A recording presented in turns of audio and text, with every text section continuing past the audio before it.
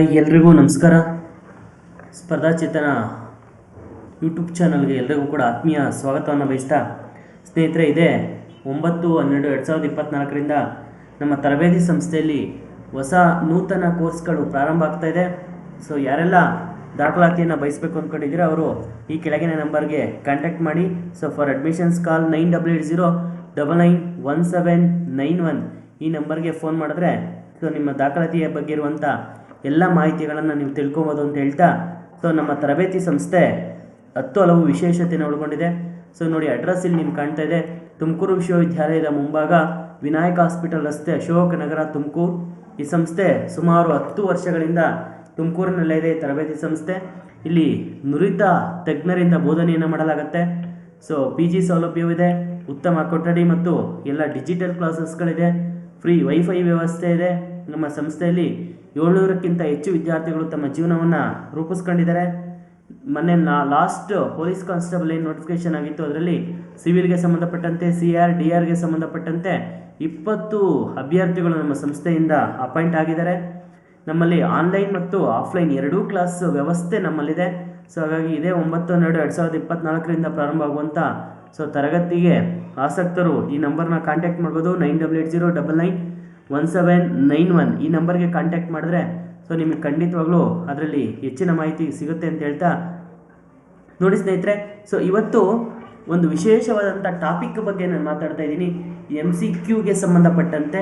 ಯಾಕಪ್ಪ ಅಂದರೆ ಇಲ್ಲಿ ನಮ್ಮ ಇವತ್ತಿನ ಎಲ್ಲ ಸ್ಪರ್ಧಾತ್ಮಕ ಪರೀಕ್ಷೆಗಳಲ್ಲಿ ನೋಡಿ ನಿಮಗೆ ನದಿ ವ್ಯವಸ್ಥೆ ಅನ್ನೋದು 3ರಿಂದ 4 ಮಾರ್ಕ್ಸ್ಗೆ ಪ್ರತಿ ಕಾಂಪಿಟೇಟಿವ್ ಎಕ್ಸಾಮಲ್ಲೂ ಇದ್ದೇ ಇರುತ್ತೆ ನದಿ ವ್ಯವಸ್ಥೆ. ಸೊ ಇಲ್ಲ ಜಲಪಾತಗಳ ಬಗ್ಗೆ ಕೇಳ್ತಾನೆ, ಇಲ್ಲ ಅಣೆಕಟ್ಟೆಗಳ ಬಗ್ಗೆ ಕೇಳ್ತಾನೆ, ಅಥವಾ ನದಿಗಳು ನಿರ್ಮಾಣ ಮಾಡುವಂಥ ಕ್ಯಾಚ್ಮೆಂಟ್ ಏರಿಯಾ ಯಾವುದಕ್ಕೋ ಸಂಬಂಧಪಟ್ಟಂತೆ ಅಥವಾ ಇಶ್ಯೂಸ್ಗಳ ಬಗ್ಗೆ ಕ್ವಶನ್ ಕೇಳ್ತಾ ಹೋಗ್ತಾ ಇರ್ತಾನೆ. ಹಾಗಾದರೆ ಸ್ನೇಹಿತರೆ, ಇವತ್ತು ನಾನು ನಿಮಗೆ ಒಂದು 10 ಕ್ವಶನ್ಸ್ಗಳು MCQಗೆ ಸಂಬಂಧಪಟ್ಟಂತೆ ಒಂದು 10 ಕ್ವಶನ್ಸ್ಗಳ ಬಗ್ಗೆ ನಿಮ್ಮ ಮುಂದೆ ನಾನು ಚರ್ಚೆ ಮಾಡ್ತೀನಿ ಸ್ನೇಹಿತರೆ. ಸೊ ಇಲ್ಲಿ ನೋಡಿ ನಿಮಗೆ ಕಾಣ್ತಾ ಇದೆ, ಫಸ್ಟ್ ಕ್ವಶನ್ಸ್ ಬಗ್ಗೆ ನಾವು ಚರ್ಚೆ ಮಾಡೋದಾದ್ರೆ ನೋಡಿ ನಿಮಗೆ ಕಾಣ್ತಾ ಇದೆ. ಮೊದಲನೇದು, ಸೊ ಕಾವೇರಿ ನದಿ, ಯಾವ ನದಿ? ಕಾವೇರಿ ನದಿ ಅಂತ ಬಂದಾಗ ನೋಡಿ, ಕಾವೇರಿ ನದಿಯಿಂದ ನಿರ್ಮಾಣವಾಗುವಂಥ ಜಲಪಾತಗಳು ಯಾವುವು ಅಂತ ಕ್ವಶನ್ ಇದೆ. ಕಾವೇರಿ ನದಿಯ ಪ್ರಮುಖ ಜಲಪಾತಗಳು ಯಾವುದು ಅಂತ ನಿಮ್ಮ ಮುಂದೆ ಕ್ವಶನ್ಸ್ ಇದೆ. ಅದಕ್ಕೆ ಆಪ್ಷನ್ ಎ ಬಂದು ನೋಡಿ ಗಗನಚುಕ್ಕಿ ಜಲಪಾತ, ಆಪ್ಷನ್ ಬಿ ಬಂದು ಭರಚುಕ್ಕಿ ಜಲಪಾತ, ಆಪ್ಷನ್ ಸಿ ಬಂದು ಚುಂಚನಕಟ್ಟೆ, ಆಪ್ಷನ್ ಡಿ ಬಂದು ಮೇಲಿನ ಎಲ್ಲವು. ನೋಡಿ ಸ್ನೇಹಿತರೆ, ಈ ಕಾವೇರಿಯ ಜಲಪಾತಗಳು ಯಾವುದು ಅಂತ ಬಂದಾಗ ಇಲ್ಲಿ option A, option B, option C, option D ಇದೆ. ಹಾಗಾದ್ರೆ ಸೊ ಕಾವೇರಿಯ ಪ್ರಮುಖ ಜಲಪಾತಗಳು ಯಾವ್ದಪ್ಪ ಅಂದ್ರೆ ನೋಡಿ ಇಲ್ಲಿ ABCD ಅಥವಾ ಆಪ್ಷನ್ ಡಿ ಇದು ಏನಿದೆ ಇದು ರೈಟ್ ಆನ್ಸರ್ ಆಗತ್ತೆ. ಸೊ ಹಾಗಾಗಿ ಆಪ್ಷನ್ ಡಿ ಸೊ ಇದರ ಒಂದು ಸರಿಯಾದ ಉತ್ತರ. ಸರ್ ಯಾಕೆ ಸರ್ ಆಪ್ಷನ್ ಡಿ ಸರಿಯಾದಂತ ಉತ್ತರ ಅನ್ನೋದಾದ್ರೆ ನೋಡಿ, ಮೊದಲನೇ ಫಾಲ್ಸ್ ಏನಿದೆ, ಕಾವೇರಿಯ ಮೊದಲ ಫಾಲ್ಸ್ ಏನಿದೆ, ಇದು ಗಗನಚುಕ್ಕಿ ಎನ್ನುವಂತ ಫಾಲ್ಸ್ ಏನಿದೆ, ಈ ಗಗನಚುಕ್ಕಿ ಎನ್ನುವಂತ ಫಾಲ್ಸು ಕಾವೇರಿ ನದಿಯಿಂದನೇ ನಿರ್ಮಾಣ ಆಗತ್ತೆ. ಇದು ಎಲ್ಲಿ ನಿರ್ಮಾಣ ಆಗತ್ತಪ್ಪ ಅಂದ್ರೆ ನೆನ್ಪಿಟ್ಕೊಳ್ಳಿ, ಮಂಡ್ಯ ಜಿಲ್ಲೆಯ ಮಳವಳ್ಳಿ ತಾಲೂಕಲ್ಲಿ ಗಗನಚುಕ್ಕಿ ಎನ್ನುವಂತ ಜಲಪಾತವನ್ನ ಕಾವೇರಿ ನದಿ ನಿರ್ಮಾಣ ಮಾಡುತ್ತೆ. ಸೊ ಹಾಗಾದ್ರೆ ಭರಚುಕ್ಕಿ ಎಲ್ಲಿದೆ ಸರ್ ಅಂದ್ರೆ, ಭರಚುಕ್ಕಿ ಅನ್ನೋದು ಮಂಡ್ಯದಲ್ಲಿಲ್ಲ. ಭರಚುಕ್ಕಿ ಅನ್ನೋದು ಎಲ್ಲಿದೆಯಪ್ಪ ಅಂದ್ರೆ ಚಾಮರಾಜನಗರ ಜಿಲ್ಲೆನಲ್ಲಿದೆ. ಎಲ್ಲಿದೆ? ಚಾಮರಾಜನಗರ ಜಿಲ್ಲೆಯ ನೋಡಿ ಕೊಳ್ಳೇಗಾಲ ತಾಲೂಕಲ್ಲಿ. ಯಾವ ತಾಲೂಕಲ್ಲಿ ಮತ್ತೆ? ಚಾಮರಾಜನಗರ ಜಿಲ್ಲೆಯ ಕೊಳ್ಳೇಗಾಲ ತಾಲೂಕಲ್ಲಿ ಭರಚುಕ್ಕಿ ಜಲಪಾತ ನಿರ್ಮಾಣ ಆಗುತ್ತೆ. ಇದು ಸಹ ಕಾವೇರಿ ನದಿಯಿಂದನೇ ನಿರ್ಮಾಣ ಆಗುತ್ತೆ. ಇನ್ನು ಮೂರನೇ ಫಾಲ್ಸ್ ಯಾವ್ದಪ್ಪ ಅಂದ್ರೆ ಅದನ್ನು ನಾವು ಚುಂಚನಕಟ್ಟೆ ಫಾಲ್ಸ್ ಅಂತ ಕರಿತೀವಿ. ಸೊ ಈ ಚುಂಚನಕಟ್ಟೆ ಫಾಲ್ಸ್ ಹಾಗಾದ್ರೆ ಯಾವ ಜಿಲ್ಲೆನಲ್ಲಿದೆ ಅನ್ನೋದು ಇಂಪಾರ್ಟೆಂಟ್ ಸ್ನೇಹಿತರೆ. ಚುಂಚನಕಟ್ಟೆ ಫಾಲ್ಸ್ ಬಂದು ನಿಮಗೆ ಮೈಸೂರು ಜಿಲ್ಲೆನಲ್ಲಿದೆ. ಅದು ಸಹ ಕಾವೇರಿ ನದಿಯಿಂದ ನಿರ್ಮಾಣ ಆಗುತ್ತೆ. ಹಾಗಾಗಿ ಒಟ್ಟಾರೆಯಾಗಿ ABC ಟೋಟಲ್ ಆಗಿ ಮೇಲಿನ ಎಲ್ಲವೂ ಸಹ ಕಾವೇರಿಯ ಪ್ರಮುಖ ಜಲಪಾತಗಳು. ನೀವು ಒಂದು ಕ್ವಶನ್ಸ್ಗೆ ಸುಮಾರು 6ರಿಂದ 7 ವೆರೈಟಿ ಆನ್ಸರ್ ಅನ್ನು ತಿಳ್ಕೊಂಡಿದ್ದೀರಾ. ಒಂದು ಕ್ವಶನ್ ಅಲ್ಲಿ 6ರಿಂದ 7 ವೆರೈಟಿ ಆದಂತ ಕ್ವಶನ್ಸ್ ಅನ್ನ ತಿಳ್ಕೊಂಡಿದ್ದೀರಾ. ಸೊ ಹಾಗಾದ್ರೆ ಮುಂದಿನ ಹೋಗೋಣ. ಸೊ ಮುಂದಿನ ಕ್ವಶನ್ ಯಾವ್ದಪ್ಪ ಅಂದ್ರೆ, ಸೊ ಇಲ್ಲಿ ನೋಡಿ ನಿಮ್ ಡಿಸ್ಪ್ಲೇ ಆಗ್ತಾ ಇದೆ, ಮಂಚನಬೆಲೆ ಡ್ಯಾಮ್ ಅನ್ನ ಯಾವ ನದಿಗೆ ನಿರ್ಮಾಣ ಮಾಡಲಾಗಿದೆ? ಸೊ ಮಂಚನಬೆಲೆ ಡ್ಯಾಮ್ ಕೇಳಿರ್ತೀರಾ, ಬಹಳ ಜನ ಕೇಳಿರ್ತೀರಾ. ಮಂಚನಬೆಲೆ ಡ್ಯಾಮ್ ಅನ್ನ ಯಾವ ನದಿಗೆ ನಿರ್ಮಾಣ ಮಾಡಲಾಗಿದೆ? ಸೊ ಆಪ್ಷನ್ ಎ ನೋಡಿ ವೃಷಭಾವತಿ ನದಿ ಅಂತ ಇದೆ. ಆಪ್ಷನ್ ಬಿ ಅರ್ಕಾವತಿ ಅಂತ ಇದೆ, ಆಪ್ಷನ್ ಸಿ ಕುಮುದ್ವತಿ ಅಂತ ಇದೆ, ಆಪ್ಷನ್ ಡಿ ಶಿಂಷಾ ಅಂತ ಇದೆ. ಹಾಗಾದ್ರೆ ಮಂಚನಬೆಲೆ ಡ್ಯಾಮ್ ಅನ್ನೋದನ್ನ ಯಾವ ನದಿಗೆ ನಿರ್ಮಾಣ ಮಾಡಿದ್ರಪ್ಪ ಅಂದ್ರೆ ತುಂಬಾ ಇಂಪಾರ್ಟೆಂಟ್ ಸ್ನೇಹಿತರೆ. ಸೊ ಇದರಲ್ಲಿ ಆಪ್ಷನ್ ಬಿ ಏನಿದೆ, ಅರ್ಕಾವತಿ ನದಿಗೆ ಮಂಚನಬೆಲೆ ಡ್ಯಾಮ್ ಅನ್ನ ನಿರ್ಮಾಣ ಮಾಡಲಾಗಿದೆ. ಸೊ ಮಂಚನಬೆಲೆ ಡ್ಯಾಮ್ ಎಲ್ಲಿದೆಯಪ್ಪ ಅಂದ್ರೆ ತುಂಬಾ ಇಂಪಾರ್ಟೆಂಟ್ ಸ್ನೇಹಿತರೆ. ಸೊ ರಾಮನಗರ ಜಿಲ್ಲೆಯ ಯಾವ ಜಿಲ್ಲೆಯಲ್ಲಿ ಬರುತ್ತೆ, ರಾಮನಗರ ಜಿಲ್ಲೆಯ ಮಾಗಡಿ ತಾಲೂಕಲ್ಲಿ ನಮ್ಮ ಅರ್ಕಾವತಿ ನದಿಗೆ ನಿರ್ಮಾಣ ಮಾಡಿರುವಂತಹ ಡ್ಯಾಮೇ ಸೊ ಮಂಚನಬೆಲೆ ಡ್ಯಾಮ್. ಹಾಗಾಗಿ ಜಿಲ್ಲೆ ಕೇಳಿದಾಗ ರಾಮನಗರ, ತಾಲೂಕು ಕೇಳಿದಾಗ ಮಾಗಡಿ, ಮಂಚನಬೆಲೆ ಡ್ಯಾಮ್ ಯಾವ ನದಿಗೆ ಅಂತ ಕೇಳಿದಾಗ ಅರ್ಕಾವತಿ ನದಿಗೆ. ಇನ್ನ ವೃಷಭಾವತಿ ನದಿ ಬಗ್ಗೆ ನಾವು ಮಾತಾಡೋದಾದ್ರೆ ನೋಡಿ, ವೃಷಭಾವತಿ ನದಿ ಏನಪ್ಪಾ ಅಂದ್ರೆ ಅರ್ಕಾವತಿ ನದಿಯ ಉಪನದಿ ವೃಷಭಾವತಿ. ಅರ್ಕಾವತಿ ಏನ್ ಕಾಣ್ತಾ ಇದೆ, ಇವೆರಡೂ ಸಹ ನಂದಿದುರ್ಗದ ನದಿ ವ್ಯವಸ್ಥೆಗಳೇ. ಇಂಥ ಅರ್ಕಾವತಿ ನದಿಯ ಪ್ರಮುಖ ಉಪನದಿ ಯಾವ್ದಪ್ಪ ಅಂದ್ರೆ ವೃಷಭಾವತಿ. ಈ ವೃಷಭಾವತಿ ನದಿಗೆ ಸಂಬಂಧಪಟ್ಟಂತೆ ಏನ್ ಕ್ವಶನ್ ಕೇಳ್ತೇನಪ್ಪ ಅಂದ್ರೆ, ಬೆಂಗಳೂರು ನಗರವು ಯಾವ ನದಿಯ ದಡದ ಮೇಲಿದೆ ಅಂತ ಕೇಳ್ತೇನೆ. ಬೆಂಗಳೂರು ನಗರ ಯಾವ ನದಿಯ ದಡದ ಮೇಲಿದೆಯಪ್ಪ ಅಂದ್ರೆ ವೃಷಭಾವತಿ ನದಿಯ ದಡದ ಮೇಲಿದೆ. ಬೆಂಗಳೂರು ನಗರ ವೃಷಭಾವತಿ ನದಿಯ ದಡದ ಮೇಲಿದೆ. ಇನ್ನ ಕುಮುದ್ವತಿ, ಹಾಗಾದ್ರೆ ಸರ್ ಇದು ಕುಮುದ್ವತಿ ಅನ್ನೋದು ಏನಪ್ಪಾ ಅಂದ್ರೆ ನೆನ್ಪಿಟ್ಕೊಳ್ಳಿ ಸ್ನೇಹಿತರೆ, ಈ ಕುಮುದ್ವತಿ ಅನ್ನೋದು ಇದು ತುಂಗಭದ್ರಾ ನದಿಯ ಉಪನದಿ. ಕುಮುದ್ವತಿ ಅನ್ನೋದು ತುಂಗಭದ್ರಾ ನದಿಯ ಉಪನದಿ. ಅದು ತುಂಗಭದ್ರಾ ನದಿಯ ಎಡದಂಡೆಯ ಉಪನದಿ. ಯಾವ ದಂಡೆಯ ಉಪನದಿ, ಎಡದಂಡೆಯ ಉಪನದಿ. ಹಾಗಾದ್ರೆ ಈ ಕುಮುದ್ವತಿ ನದಿಗೆ ವಿಶೇಷವಾಗಿ ಏನನ್ನ ನಿರ್ಮಾಣ ಮಾಡಿದ್ರಪ್ಪ ಅಂದ್ರೆ, ವಿಶೇಷವಾಗಿ ಕುಮುದ್ವತಿ ನದಿಗೆ ಅಂಜನಪುರ ಜಲಾಶಯವನ್ನ, ಶಿವಮೊಗ್ಗ ಜಿಲ್ಲೆನಲ್ಲಿ ಕುಮುದ್ವತಿ ನದಿಗೆ ಅಂಜನಪುರ ಜಲಾಶಯವನ್ನ ನಿರ್ಮಾಣ ಮಾಡಿದ್ದಾರೆ. ಇನ್ನು ಆಪ್ಷನ್ ಡಿ ಬಂದು ಶಿಂಷಾ. ಇದು ತುಮಕೂರು ಜಿಲ್ಲೆಯ ಪ್ರಮುಖವಾದಂತ ನದಿ ಶಿಂಷಾ. ಶಿಂಷಾ ನದಿಗೆ ಸೊ ತುಮಕೂರು ಜಿಲ್ಲೆಯ ಕುಣಿಗಲ್ ತಾಲೂಕಲ್ಲಿ ಮಾರ್ಕೋನಹಳ್ಳಿ ಜಲಾಶಯವನ್ನ ನಿರ್ಮಾಣ ಮಾಡಿದ್ದಾರೆ. ಇಂಥ ಶಿಂಷಾ ನದಿಯಿಂದ ಮಳವಳ್ಳಿ ತಾಲೂಕಲ್ಲಿ ನೆನ್ಪಿಟ್ಕೊಳ್ಳಿ ಬೆಂಕಿ ಫಾಲ್ಸ್. ಯಾವ ಫಾಲ್ಸ್ ನಿರ್ಮಾಣ ಆಗುತ್ತೆ, ಬೆಂಕಿ ಫಾಲ್ಸ್ ನಿರ್ಮಾಣ ಆಗುತ್ತೆ. ಸೊ ಹಾಗಾಗಿ ಈ ಒಂದು ಮಂಚನಬೆಲೆ ಡ್ಯಾಮ್ ಅಂತ ಬಂದಾಗ ನೋಡಿ ನಿಮ್ಗೆ 4 ನದಿಗಳ ಬಗ್ಗೆ ಸಂಕ್ಷಿಪ್ತವಾದಂತ ಮಾಹಿತಿ ಸಿಕ್ತು. ಸೊ ಒಂದು ವೃಷಭಾವತಿ, ಅರ್ಕಾವತಿ, ಕುಮುದ್ವತಿ, ಶಿಂಷಾ. ಇದರಲ್ಲಿ ಸರಿಯಾದಂತ ಉತ್ತರ ಅಂತ ಹೇಳಿ ನಾವು ಅರ್ಕಾವತಿಯನ್ನ ಸೆಲೆಕ್ಟ್ ಮಾಡ್ತೀವಿ ಸ್ನೇಹಿತರೆ. ಬಹಳ ಚೆನ್ನಾಗಿ ಗೊತ್ತಿರುತ್ತೆ. ಸೊ ಇನ್ನು ನೆಕ್ಸ್ಟ್ ಮುಂದಿನ ಕ್ವಶನ್ಸ್ಗೆ ನಾವು ಹೋಗೋದಾದ್ರೆ ನೋಡಿ, ಇದು KPSC ಏರಿಯಾದಲ್ಲಿ ಸುಮಾರು ಕಾಂಪಿಟೇಟಿವ್ ಎಕ್ಸಾಮ್ ಅಲ್ಲಿ ಇದು ಕ್ವಶನ್ ಆಗಿದೆ. ಯಾವ್ದಪ್ಪ ಇದು ಅಂದ್ರೆ ನೋಡಿ, ನಾಗರಹೊಳೆ ಮತ್ತು ಬಂಡೀಪುರ ಅಭಯಾರಣ್ಯವನ್ನ ವಿಭಾಗ ಮಾಡುವಂತ ನದಿ ಯಾವುದು? Question number 3. ಸೊ ನಾಗರಹೊಳೆ, ಈ ನಾಗರಹೊಳೆ ಎನ್ನುವಂತ ನ್ಯಾಷನಲ್ ಪಾರ್ಕ್ ಎಲ್ಲಿದೆಯಪ್ಪ ಅಂದ್ರೆ, ಸೊ ಇದು ಅತಿ ಹೆಚ್ಚು ಭಾಗ ನೋಡಿ ನ್ಯಾಷನಲ್ ಪಾರ್ಕ್ ಎಲ್ಲಿದೆಯಪ್ಪ ಇದು ಅಂದ್ರೆ ಕೊಡಗು. ಎಲ್ಲಿದೆ? ಕೊಡಗು ಮತ್ತು ಮೈಸೂರಲ್ಲಿದೆ. ಈ ನಾಗರಹೊಳೆ ಅನ್ನೋದು ನ್ಯಾಷನಲ್ ಪಾರ್ಕ್ ಹೌದು, ಹಾಗೂ ಕರ್ನಾಟಕದ ಹುಲಿ ಸಂರಕ್ಷಣಾ ಕೇಂದ್ರವೂ ಹೌದು. ನ್ಯಾಷನಲ್ ಪಾರ್ಕ್ ಹೌದು, ಹುಲಿ ಸಂರಕ್ಷಣಾ ಕೇಂದ್ರವೂ ಹೌದು. ಸೊ ನಾಗರಹೊಳೆ. ಇನ್ನ ಬಂಡೀಪುರ ಅಂತ ಬಂದಾಗ, ಸೊ ಈ ಬಂಡೀಪುರವೂ ಅಷ್ಟೇ, ಇದು ಸಹ ಕರ್ನಾಟಕದ ಒಂದು ನ್ಯಾಷನಲ್ ಪಾರ್ಕ್. ಎಲ್ಲಿದೆಯಪ್ಪ ಬಂಡೀಪುರ ಅಂತ ಬಂದಾಗ ಇದು ಚಾಮರಾಜನಗರ ಜಿಲ್ಲೆಯಲ್ಲಿದೆ. ಎಲ್ಲಿದೆ? ಚಾಮರಾಜನಗರ ಜಿಲ್ಲೆಯಲ್ಲಿ ಬಂಡೀಪುರ. ಸೊ ಈ ಬಂಡೀಪುರ ನ್ಯಾಷನಲ್ ಪಾರ್ಕ್ 1973ರಲ್ಲಿ, ಎಷ್ಟರಲ್ಲಿ? 1973ರಲ್ಲಿ ಇದನ್ನ ಹುಲಿ ಸಂರಕ್ಷಣಾ ತಾಣವನ್ನಾಗಿ ಘೋಷಣೆ ಮಾಡಲಾಗಿದೆ. ಸೊ ಹಾಗಾಗಿ ಕರ್ನಾಟಕದ ಮೊದಲ ಹುಲಿ ಸಂರಕ್ಷಣಾ ತಾಣ ಬಂಡೀಪುರ ಎಲ್ಲಿದೆ? ಚಾಮರಾಜನಗರ ಜಿಲ್ಲೆಯಲ್ಲಿದೆ. ಸೊ ಈ ಒಂದು ನಾಗರಹೊಳೆ ಮತ್ತು ಬಂಡೀಪುರ ಈ ಅಭಯಾರಣ್ಯವನ್ನ ವಿಭಾಗ ಮಾಡುವಂತ ನದಿ ಯಾವುದು ಅಂತ ಕೇಳ್ತಾನೆ. ಆಪ್ಷನ್ ಎ ನೋಡಿ ಕಾವೇರಿ, ಆನ್ಸರ್ ಮಾಡ್ಬೋದು ನೀವೇನೆ. ಕುಮಾರಧಾರ, ಸಿ ಕಬಿನಿ ಅಥವಾ ಕಪಿಲೆ, ಡಿ ಬಂದು ನುಗು. ಈ ಕಾವೇರಿ ಅನ್ನೋದು ನದಿ, ಕುಮಾರಧಾರ ಅನ್ನೋದು ನೇತ್ರಾವತಿ ನದಿಯ ಉಪನದಿ, ಕಬಿನಿ ಅನ್ನೋದು ಕಾವೇರಿಯ ಉಪನದಿ, ನುಗು ಅನ್ನೋದು ಕಬಿನಿಯ ಉಪನದಿ. ಸೊ ಹಾಗಾದ್ರೆ ಇದಕ್ಕೆ ಸರಿಯಾದಂತ ಉತ್ತರ ಯಾವ್ದಪ್ಪ ಅಂದ್ರೆ ಕಾವೇರಿ ನದಿಯ ಉಪನದಿಯಾದಂತ ಕಬಿನಿ ಅಥವಾ ಕಪಿಲೆ. ಕಬಿನಿ ಅಥವಾ ಕಪಿಲೆ ಏನಿದೆ ಇದು ನಾಗರಹೊಳೆ ಮತ್ತು ಬಂಡೀಪುರ ಅಭಯಾರಣ್ಯವನ್ನ ವಿಭಾಗ ಮಾಡುವಂತ ನದಿ. ಲಾಸ್ಟ್ ಮೊನ್ನೆ ಎಕ್ಸಾಮ್ ಅಲ್ಲಿ HK PDO ಎಕ್ಸಾಮ್ ಅಲ್ಲಿ ಕ್ವಶನ್ ಕೇಳಿದ್ದ, ನುಗು ವನ್ಯಜೀವಿ ಧಾಮ ಯಾವ ನದಿಯ ದಡದ ಮೇಲಿದೆ ಅಂತ. ಮೈಸೂರು ಜಿಲ್ಲೆಯಲ್ಲಿ ನುಗು ನದಿಯ ದಡದ ಮೇಲಿದೆ. ಈ ಕಬಿನಿ ಅನ್ನೋದು ನಮ್ಮ ಕರ್ನಾಟಕದಲ್ಲಿ ಹುಟ್ಟಲ್ಲ, ಇದು ಹುಟ್ಟ ಸ್ಥಳ ಬಂದು ಉತ್ತರ ವೈನಾಡು ಕೇರಳದಲ್ಲಿ ಹುಟ್ಟಿ ಮೈಸೂರು ಜಿಲ್ಲೆಯ ಹೆಗ್ಗಡದೇವನಕೋಟೆ ಮೂಲಕ ಕರ್ನಾಟಕವನ್ನ ಪ್ರವೇಶ ಮಾಡುತ್ತೆ. ಹೆಗ್ಗಡದೇವನಕೋಟೆ ಮೂಲಕ ಕರ್ನಾಟಕವನ್ನು ಪ್ರವೇಶ ಮಾಡಿ ಎಚ್ ಡಿ ಕೋಟೆ ತಾಲೂಕಲ್ಲಿ ಹೆಗ್ಗಡದೇವನಕೋಟೆ ತಾಲೂಕಲ್ಲಿ ಇದಕ್ಕೆ ಕಬಿನಿ ಅಣೆಕಟ್ಟನ್ನು ಕಟ್ಟಲಾಗಿದೆ. ಈ ನದಿಯ ದಡದ ಮೇಲೆ ನಂಜನಗೂಡಿನ ಶ್ರೀಕಂಠೇಶ್ವರ ದೇವಸ್ಥಾನವು ಸಹ ಕಬಿನಿ ಅಥವಾ ಕಪಿಲಾ ನದಿಯ ದಡದ ಮೇಲಿದೆ. ಈ ನದಿ ಒಂದು ಟಿ ನರಸೀಪುರದ ಬಳಿ ತಿರುಮಲ್ ಕೂಡ ನರಸೀಪುರ ಅಥವಾ ಟಿ ನರಸೀಪುರದ ಬಳಿ ಹೋಗಿ ಏನನ್ನ ಸೇರುತ್ತಪ್ಪ ಅಂದ್ರೆ ಕಾವೇರಿಯನ್ನ ಸೇರುತ್ತೆ. ಇನ್ನು ಕುಮಾರಧಾರ ಅಂತ ಬಂದಾಗ ಇದು ನೇತ್ರಾವತಿ ನದಿಯ ಪ್ರಮುಖ ಉಪನದಿ. ದಕ್ಷಿಣ ಕನ್ನಡ ಜಿಲ್ಲೆಯ ಉಪ್ಪಿನ ಅಂಗಡಿ ಬಳಿ ಇದು ಹೋಗಿ ನೇತ್ರಾವತಿ ನದಿಯನ್ನ ಸೇರುತ್ತೆ ಕುಮಾರಧಾರ. ಈ ಕುಮಾರಧಾರ ನದಿಯ ಪ್ರಮುಖ ಜಲಪಾತ ಯಾವ್ದಪ್ಪ ಅಂದ್ರೆ ಇದು ಕೊಡಗು ಜಿಲ್ಲೆನಲ್ಲಿ ಇರಬೇಕಾದ್ರೆ ಮಲಾಳಿ ಫಾಲ್ಸ್. ಯಾವ ಫಾಲ್ಸ್ ಅನ್ನು ನಿರ್ಮಾಣ ಮಾಡುತ್ತೆ?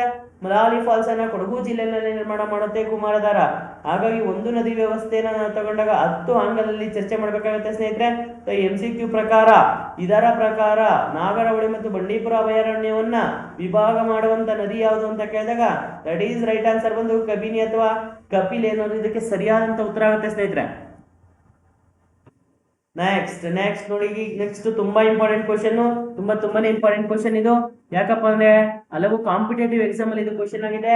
ಸೊ ಈ ಕೆಳಗಿನವುಗಳಲ್ಲಿ ಯಾವ ನದಿಯನ್ನ ದಕ್ಷಿಣ ಭಾರತದ ಗಂಗಾ ನದಿ ಅಂತ ಕರಿತೀವಿ? ಯಾವ ನದಿ ದಕ್ಷಿಣ ಭಾರತದ ಗಂಗಾ ನದಿಯಪ್ಪ ಅಂದ್ರೆ ಆಪ್ಷನ್ ಎ ನೋಡಿ ನಿಮ್ಗೆ ಕಾಣ್ತಾ ಇದೆ. Option A Krishna, option B Godavari, option C Pennar, option D Kaveri ನದಿ ಅಂತ.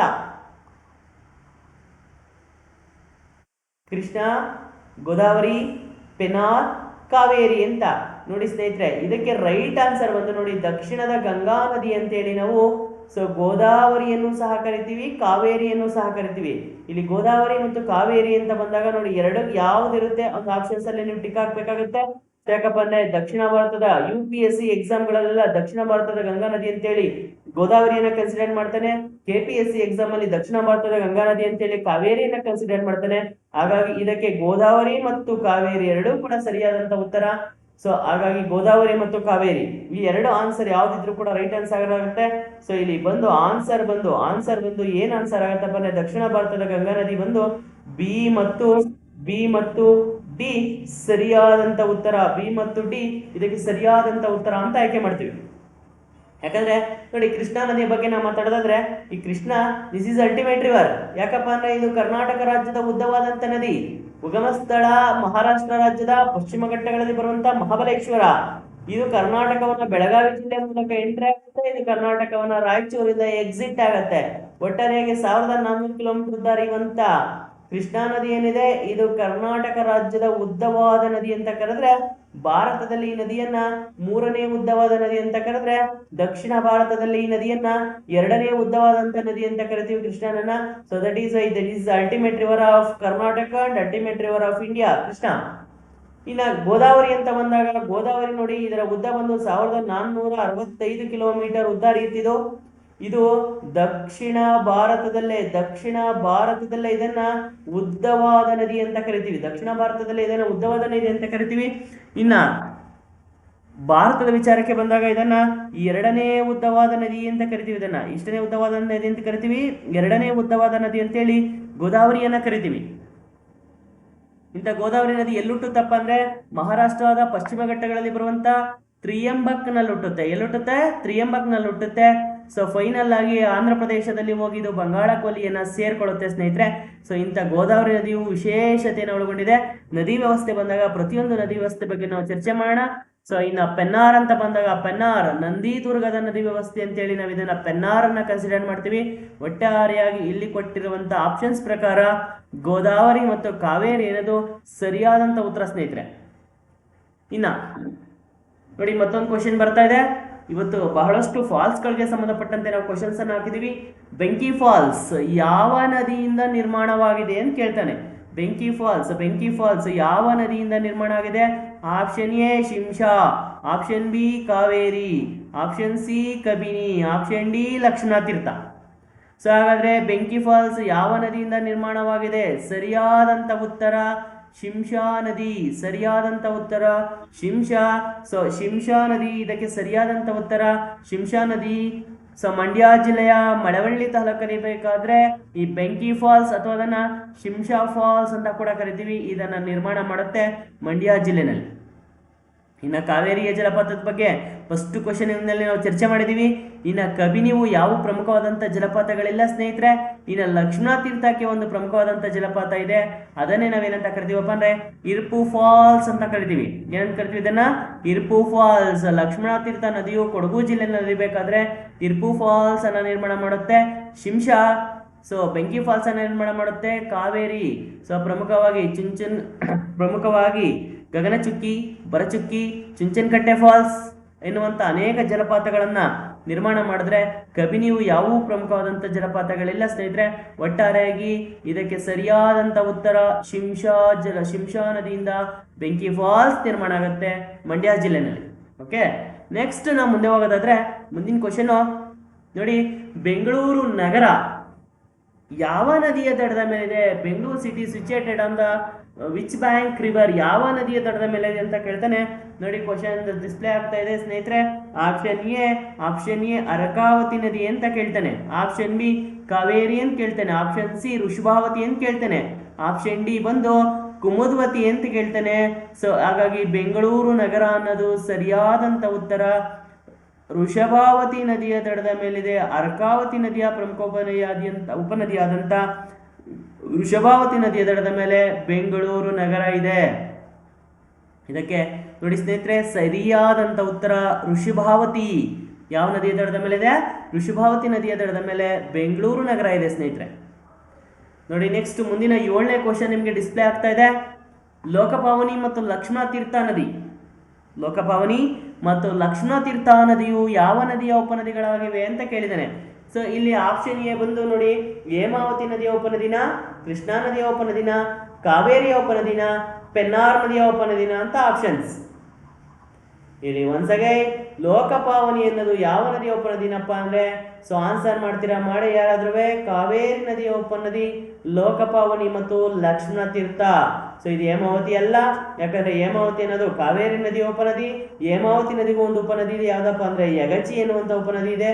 ಬೇಲೂರು ಜಿಲ್ಲೆಯಲ್ಲಿ ಯಗಚಿ ಡ್ಯಾಮ್ ಅನ್ನ ಕಟ್ಟಿದ್ದಾರೆ. ಇನ್ನು ಕೃಷ್ಣಾ ನದಿಗೆ ಅನೇಕ ಉಪನದಿಗಳಿದಾವೆ.